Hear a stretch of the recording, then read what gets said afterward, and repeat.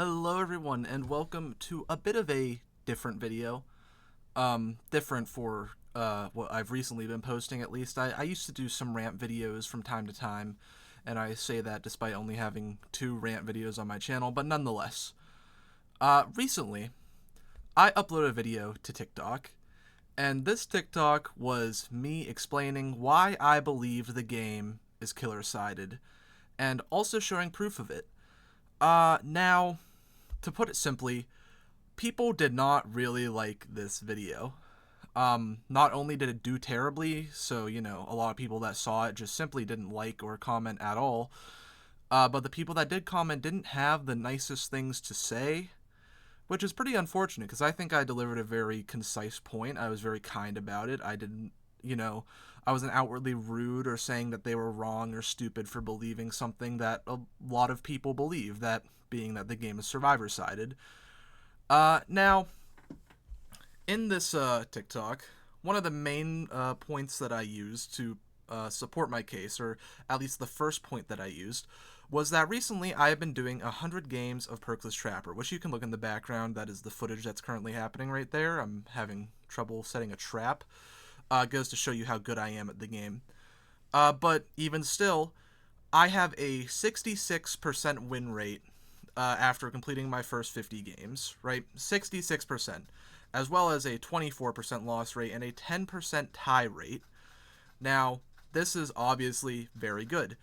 Dead by Daylight or Behavior says that they aim for a 60% kill rate, and a 66% win rate is definitely quite a bit better than that, as I count a win as 3 kills or more, meaning I have to have a pretty decent kill rate. I've not done the math, however I probably will in post and put some stuff up on the screen to show you.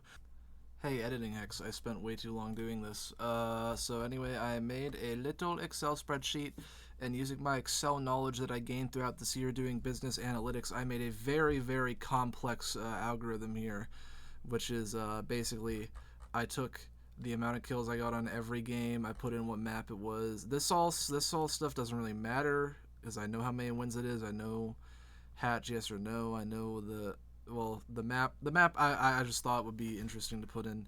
Anyway, the kills is really what matters, so what I did is I just take the sum of all the kills I got and then divide it by the maximum amount of kills that I could have gotten. So after 50 games, 50 times 4 is 200. So yeah, the kill rate is 0.715 or 71.5%. Which is fucking crazy, actually. That's a pretty high kill rate, I won't lie to you. I'm a little impressed, but yeah, this is the... But yeah, what the hell was Tori doing there? My bad. That was very odd.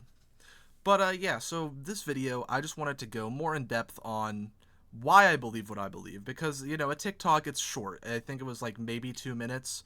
I didn't really have time to explain everything that I wanted to explain, full details, all that. I also wasn't very prepared. I just kind of made it out of nowhere because I kind of felt like it. This also I'm not very prepared for, but I do actually have slides here on the side that I'm going to refer to. The first thing I'd like to go over are some of the common arguments from that TikTok, because I feel like they came up again and again. I feel like they're very common arguments that people who believe the game is survivor-sided use. However, just right before I get into the arguments, I would like to say, please, if you think that anything I say is wrong, don't be rude. I'm not being rude. I'm gonna try to be very, very concise here, explain everything in detail. I just want to promote discussion about a game that I enjoy. That is the whole purpose of me doing this, is promoting discussion for a game that I actually really like. So, naturally, going forward, just please keep in mind, like, if what I say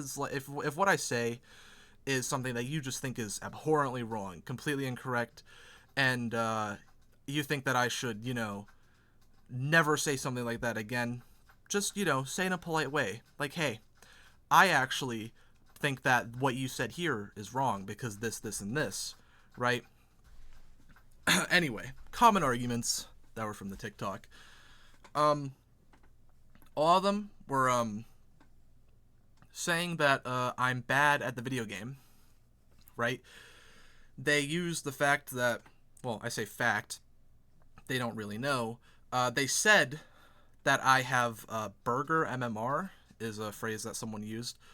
Another person just said that MMR and brain dead survivors is the reason that I'm doing well, which, when looking at a game's balancing, I believe it's very important to also take into consideration the way that MMR works. So the way that MMR works, right, you will very, very frequently go against survivors who are worse than you because of the way the game works, right? There's also just way too many survivors, and not enough of them are like close enough to your exact skill level for it to be fair, right? And then you have the fact that, a lot of people who have a lot more hours on the game play with their friends who have very few hours. MMR gets all fucky, right? So taking all these things into consideration, you can very quickly see, like, let's say that my MMR is bad. Even still, I'm going against survivors that are worse than me. Let's say my MMR is good. Even still, I'm going against survivors that are worse than me. It isn't really a fair argument to say that the only reason I'm doing good is because my MMR is bad, however. I very much disagree with that. I have done very well on a lot of games that have been quite a struggle. They were coordinated, they were all playing together, they had builds suited to exactly what they were doing, like chasing, like sabotaging, like doing generators, right? And I won because I held a 3-gen and was far more patient than they were, right? They started getting sloppy after around the 15-minute mark of just walking around between my generators, and I ended up winning the game. And sometimes that's what it takes to win a game, but, nonetheless, I'm getting ahead of myself by glazing myself. That's my response to the MMR argument, and that, like, even if my MMR were bad, that doesn't mean that the MMR system works 100% of the time, right? You're going to go against survivors who are worse than you, even if your MMR is good, and that's important to take into consideration when talking about balancing, because if you're going against survivors who are worse than you consistently, then that means that something's wrong with the balancing, and we can get into deeper arguments about MMR, the way it works, the way it should work, blah, blah, blah, blah, blah. I think it's kind of broken. Sometimes it works, but whatever. That's not really what this video is about. Anyway, next point that was brought up commonly. The game is not killer-sided or survivor-sided. It depends entirely on the survivors. This sort of goes along with the last point. But basically it's saying that if you get a group of good survivors, then the game is survivor-sided. If you get a group of bad survivors, then the game is killer-sided, right? Basically saying if your team is coordinated, they're in a SWIF, or like all this other stuff that can go into it, then the game might be more survivor-sided or might equalize at a certain point. Now, this I kind of agree with, but again, because of the MMR argument before, I'm going to bring up the same thing. Going against a well-coordinated team who is all playing together and all playing to win and all actually doing everything that is in their power to win is not a very common thing to happen, right? I do not have the exact stats off the top of my head. This is probably, again, one of the things that I will go back and look for to see.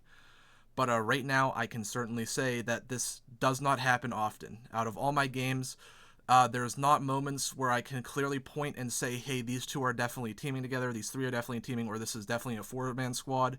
Sometimes it happens. Sometimes I go against a team that's very obviously a 4-man SWIF, and I do struggle because, when stuff like that happens, it is an issue, especially when you're playing a killer like Trapper, who, if survivors know where your traps are, you basically don't win.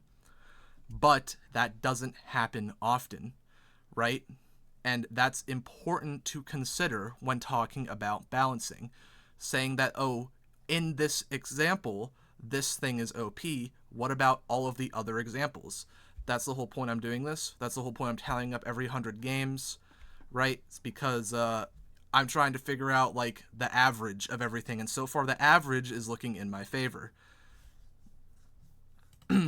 These are some more of it that basically continue to go on to say that the game is killer-sided, right?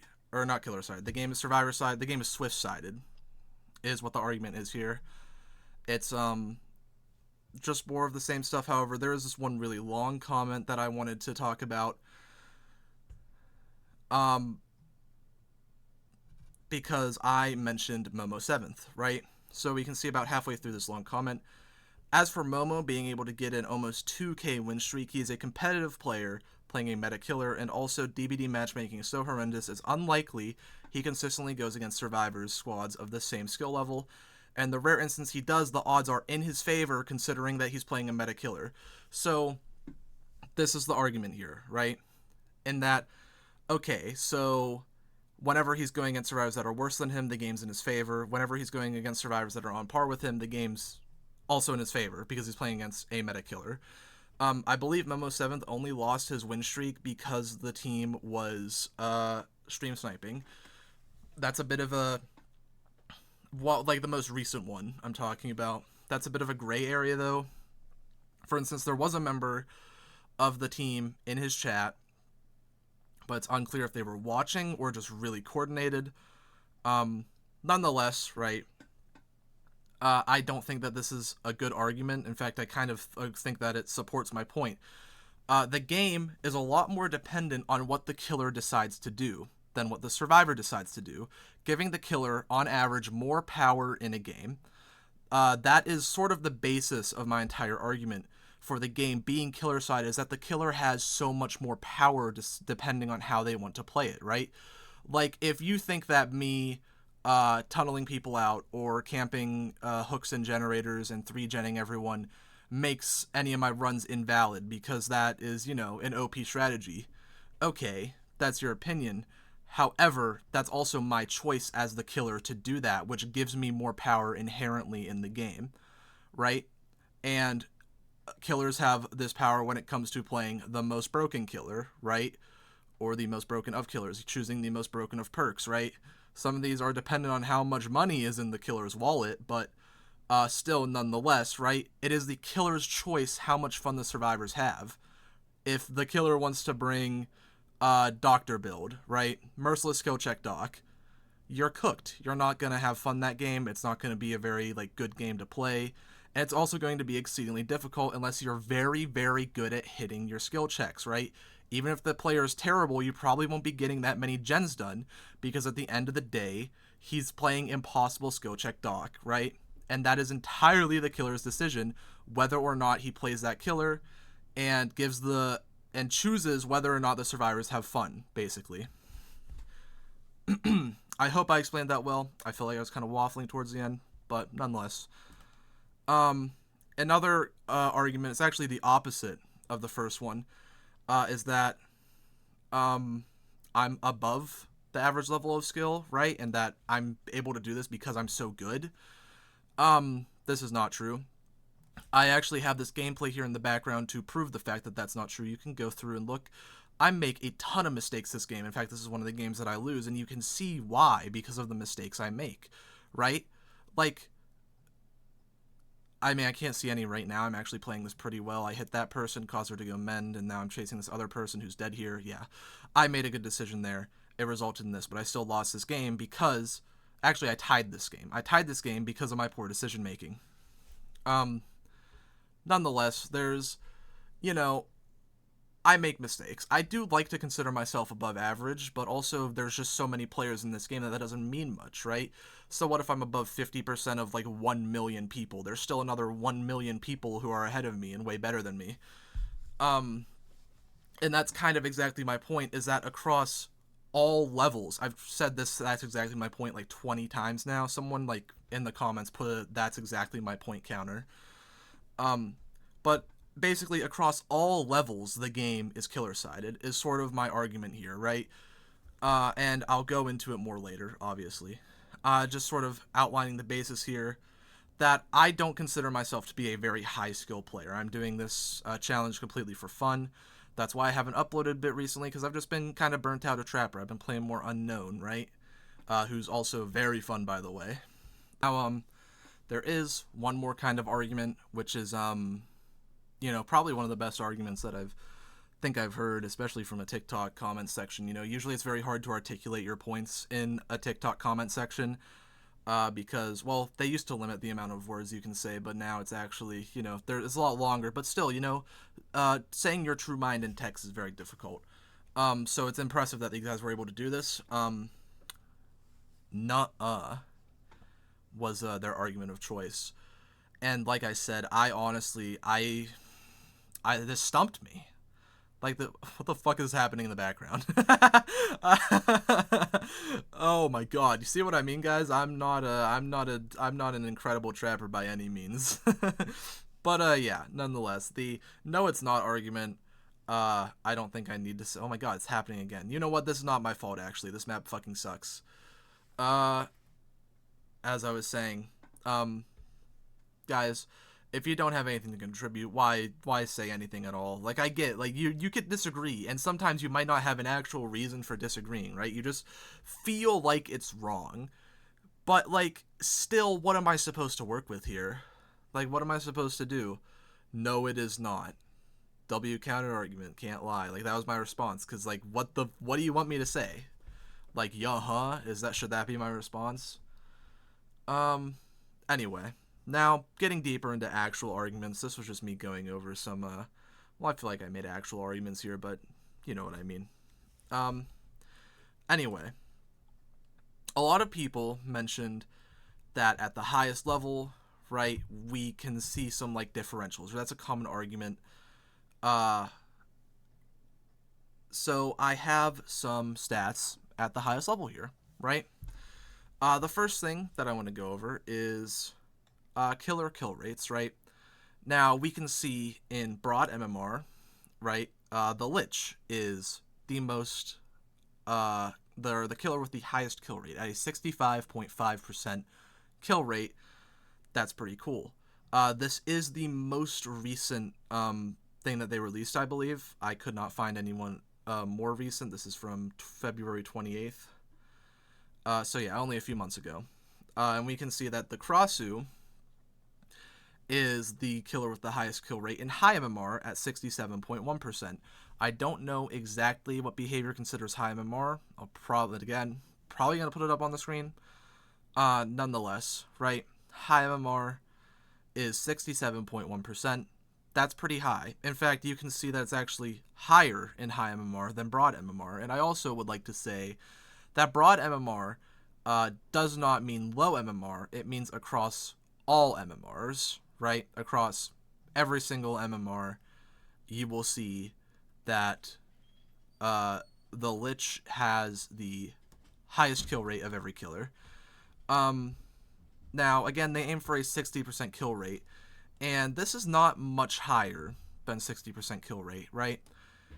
So if you were to make an argument that, hey, right, at the highest of, like, at the highest percentage, it's only 5.5% higher or 7.1% higher than what behavior aims for, that's not that much higher, right? And I would say that that's actually kind of correct, right?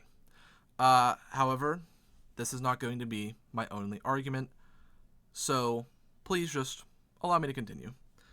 Now, this here is survival rates, right? This is actually comparing it over the course of a year, which I could not tell you how. Oh no, this is like from last year. Okay, so not great, right? Obviously, we want more recent data. Could not find it for the life of me. However, I still feel like it should prove my point pretty well. So if we look here at the solo and then 2 survivors, 3 survivors, 4 survivors, right? We see it separates overall and high MMR. And one of the claims that a lot of people make is that Survivor keeps getting easier, right? Behavior favors survivors. They make it easier for them. They add all these things that make it way better for survivors. And around this time, right, around from the second sample size, is after they've made a lot of the quality of life changes. And the first one is from before that, right? So looking at these 2 statistics, we can actually see that the overall survival rates by group size actually do not increase. In fact, if they do increase, it's by very, very minor amounts. And in fact, most of the time they do not increase over the course of a year difference. They actually decrease. Now, there's things to take into consideration here, right? For one, the game got a lot more popular in this time, right? A lot more people came back or started playing during this time. So it's a little bit hard to quantify like what this actually means, right? But this is the average, and also people who are just starting the game won't be starting in high MMR, meaning even let's look at just the high MMR for right now, right? So we can see that solo, right, which a lot of the quality of life changes were specifically for solo players, solo high MMR actually did increase by about 1%, right? The escape rate increased 1%. That's not a lot, but given how many people play the game, like I said before, it's notable, right? Like, take note of it. Like, hey, that's 1%. It decreased by 0.1% two survivors. It decreased by 0.16% in 3 survivors, and it decreased by 0.1% in 4 survivors. That's a very, very, very small decrease. Again, minuscule. Noteworthy, maybe, but I think that what is really telling here is that the differences that behavior has introduced have actually not really improved the quality of life of survivors in any meaningful way. The only statistic that went up by a decent margin is the solo overall percent, right? Which went up by a little under 2%. Again, that's still not a lot, but it is the most out of all of them. Other than the 4 survivors overall, which went down by 2.09%. But anyway, we're not talking about that. We're talking about by how much it went up, which actually makes perfect sense because, again, a lot of the changes that they made were specifically catered towards solo survivors, and it went up by the most notable margin other than the amount that it went down by in 4 survivors. So, yeah, you can see, but it didn't really have impact on any other gameplay other than solo survivors, and even then, it's not a lot. Now we're in a bit of a weird position, right? Because so far this data is showing that survivors are actually in the exact same boat as they were a few years ago, right? And again, this data might be outdated. Maybe new data will actually prove that this is all perfectly fine and that I'm wrong. But I, again, for the life of me, could not find it. Please, someone send a link if you know where it is. Like that, and if it shows like that there's a notable difference, then hey, we can have deeper conversation about this. But right now, what I have is showing the opposite, that there is no notable changes. So yeah. Now, in case you can't tell, I'm not using nightlight.gg, which is the most popular, or was the most popular Dead by Daylight like stat tracker thing, because the sample sizes are incredibly small. Now, just comparing them, you can look. Nightlight.gg says that Ellen Ripley is a survivor with the most escapes, right? The highest escape rate at 59.18%. However, it's only out of 316 games, right? Which, like, that is a lot. I am doing 100 games, and I'm only at 50 games of Perks the Trapper, and I'm using my statistics. So it's not like, I'm not going to sit here and say, well, that means nothing. However, when you look comparatively to what Behavior puts out, which is as recent as can be, right? It's from only a few months ago. You can see that the survivor escape rates in high MMR are... 1, a different character, and 2, way, way lower, right? In broad MMR, same thing. So broad MMR, it's Quentin. Quentin is a character with the highest escape rates at 43.8%, and Ace is the survivor in high MMR with the highest escape rate at 47.2%. Now, this isn't really that meaningful in terms of data. It just shows that the survivors with the highest escape rates, they do escape less than 50%. That is notable, right? But it is still, it's kind of in line with Behavior's 60% kill rate. It's hard to tell exactly what this means because there's no data on if they were in a team, if they were solo, blah, blah, blah, blah, blah, all this, and that, right? You can't, I don't know. Do not know. But, yeah. I just wanted to point it out. I'm using the Dead by Daylight official stats because quite frankly, they're going to be much better than a third-party source that, you know, only counts games that are submitted to them, right? They don't count a lot of games other than that. Now, going forward, we're going to look at some comp DBD stats. Now, comp DBD is something that I go back to as evidence a lot. I used to not really understand it a lot, but now I kind of do. At least I think so. I think I understand enough to talk about it. So let's just look at this, right? If we look at comp DBD global stats, the first thing you will notice is that there are not a lot of matches for each of these killers. So again, we have the same problem with sample sizes. However, this is the best of the best, right? All RNG is removed from these games, right? In case you don't know. This is for DBD League, by the way, but in case you don't know, comp DBD is played in such a way that tries to remove as much RNG as possible. So what we're getting here is most likely going to be the closest to like an RNG-less Dead by Daylight as possible, meaning that even though there is a smaller sample size, it should somewhat sample out, right? Just a little bit. Now, we can see that the average hooks per game for a goal player is 9.83, and the average kills per game is 3.28. The 4 kill percent is 66.67. Not that funny of a number. Don't laugh, guys. And we can see this is for the highest percent of kills per game, right? Or I sorted it by the highest kill per game average, right? That's what that little arrow next to kill/game means. Highest kill per game is what this is sorted by. So clearly this data is biased, right? I mean, obviously. But then if we sort by the lowest kill per game, we can see that Deathslinger currently has the lowest kill per game average at 2.15, which is, I believe, would be slightly under the 60% kill rate that Behavior aims for. So I just disproved my own point, I guess, right? Like, clearly everything's fine. However, that's the lowest of the low for kills per game, right? That is as low as it gets.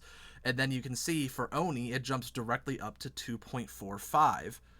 Now, I don't know where that would be exactly. However, it would definitely be a little bit over 60%. At least I think so. Yep, 61%.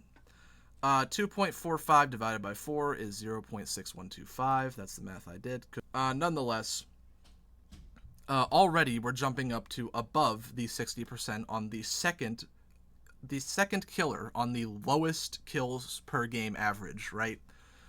And then it just keeps going up from there. Obviously, that's how the sorting works. Why are you still talking, Hex? What are you doing? Nonetheless, we can see that looking at the highest of the high level, right, when everyone, they're in like custom games where they set their own rules and they try to be as RNG-less as possible and it's all the best players possible, we can see that there is still the issue of killers doing way better than average. So, I mean, that proves my point, I guess. Is there really anything else to add? Yes, actually. Stepping away from comp DBD, let's look at some players who still play very well, but not at the highest level possible. That would be specifically looking at Otstarva and Quiet Kills. Now, Otstarva is able to do 50 win streaks on killers in the game. Right, 50 win streaks are actually incredibly unimpressive as far as killer win streaks go. I remember recently I watched a video where someone got an unknown win streak of 1,000 games with 250 4Ks in a row. That's insane. Now again, going back to our earlier arguments, maybe they were all just trash cans. Maybe the MMR was so bad that we shouldn't even take it in consideration, but we should, because that's the way the game is. That's the way it works. It's important to note these things, right? I really only bring up Otstarva to show that he's able to get 50 win streaks on killers that are considered not that good, like Nemesis and Myers.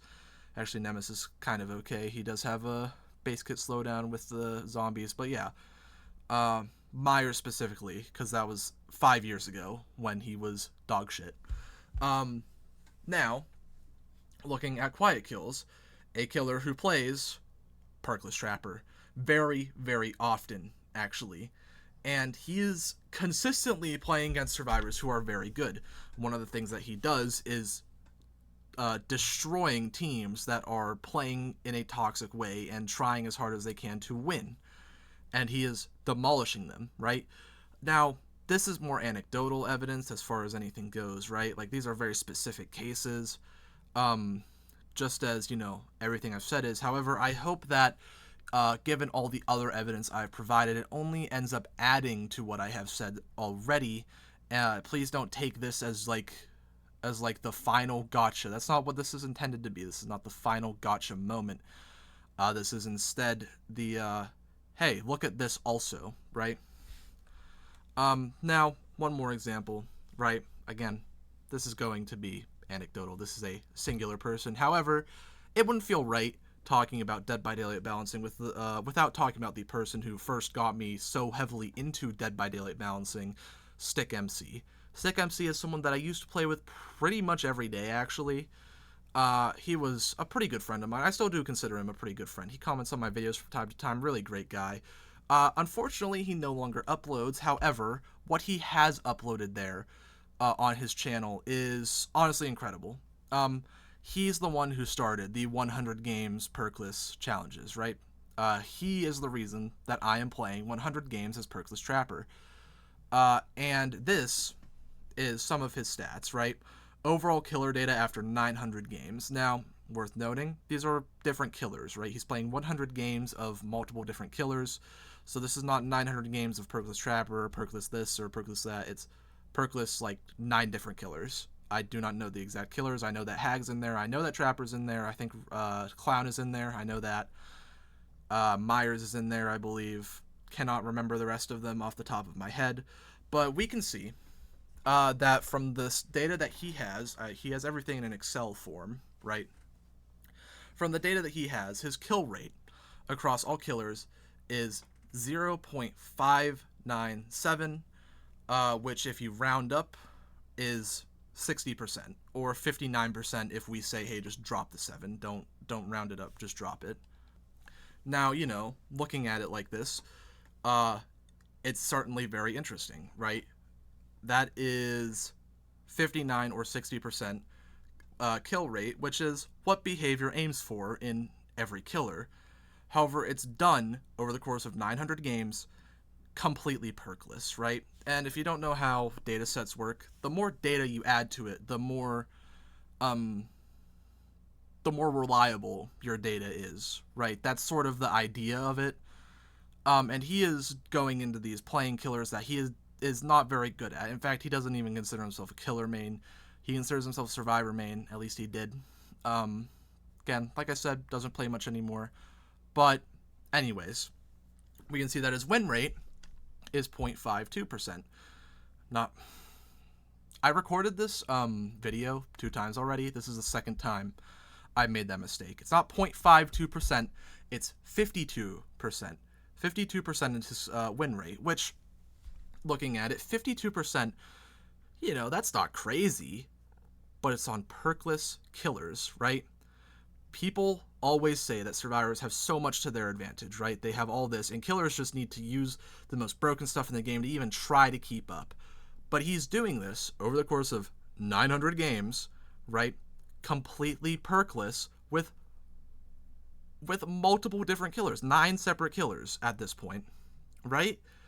And he also has some other stats here, which I feel like aren't incredibly important, right? You can look at them. I'm leaving it up here for a reason. But yeah, the most important thing is kill and win rate, right? Total killer hooks per game, right, average is 6.55, so again, above half, right, which lines up with the kill rate. And I feel like I must continue to stress this is done perkless, right? And I would not describe his MMR as being trash. I'd describe it as being his, right? After playing this many games, your MMR is going to equalize. You're going to go against survivors who are more consistently your skill level.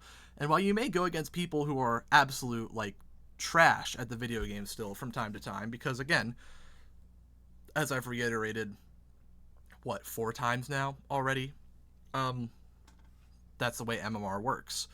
However, after 900 games, you're likely not going to have many jumps in the skill level of survivors that you're going against. So yeah, just wanted to throw this in here as one final oorah, and yeah, going forward, I'd like to say, if you made it this far into the video, I really appreciate it. Even if you disagree with me and are about to go to the comments say you're wrong, this is actually the way it is, and this is this. I'd love that. I really, really, really want to promote discussion with this video, and also you making it this far and leaving a comment really helps my channel out. I'm trying to reach 500 subscribers by any point, actually, because then I will be able to monetize my channel, which will mean I'll start to get a little bit of dough rolling in, which would be fucking incredible, right? Like, can you imagine? I'd love that. Anyway, yeah, so please, if you have any differing opinions, or if you think the data that I showed is either incorrect or out of date, which it probably is, or, have your own data that proves the opposite, then please, by all means, show it, right? Send me a link or tell me a source, and I will try my best to respond to you in the comments, or we can even have a discussion on Discord if you so wish. I will probably be putting my Discord in the description of this video. Feel free to add me there if you actually want to talk about this, have a worthwhile discussion, mano a mano, as it were.